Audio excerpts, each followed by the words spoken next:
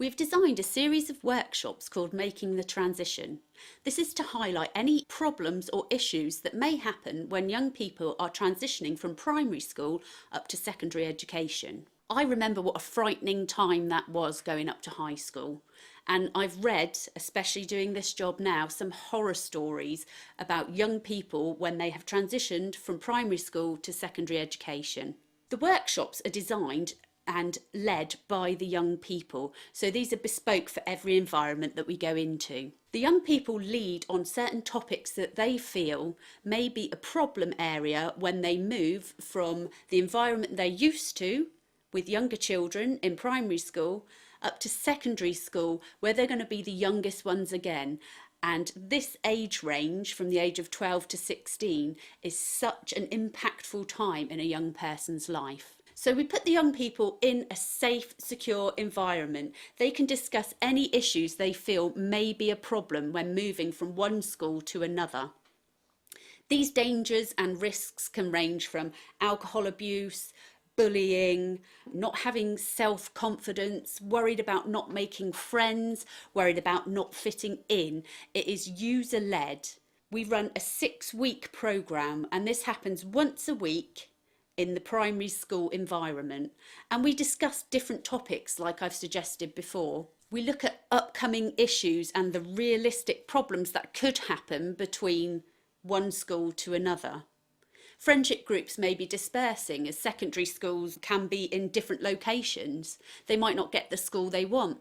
They might be worried about making new friends, or, like I've said, fitting in, or maybe peer pressure that could happen.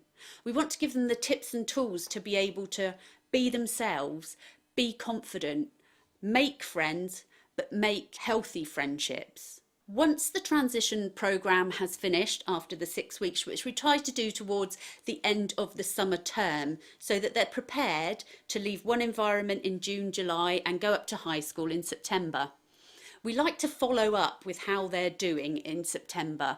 We don't like to leave young people with the tips and tools and just hope that they can deal with this. We have been lucky to work with schools in the past where we have done this programme with parents as well as young people, so that the parents have the tips and tools to support their son or daughter. And then we have managed to go up to the secondary schools, make sure that they are still following the tips and tools, make sure they have healthy relationships, friendships.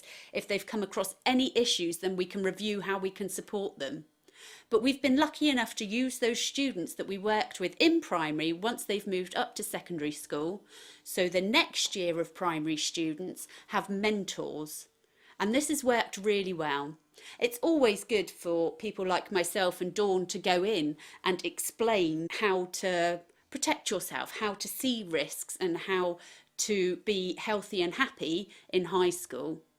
But I think the best people it comes from is from youngsters that have just been through that process already. So they can come back in and talk to the young people that are getting ready to move up to secondary school.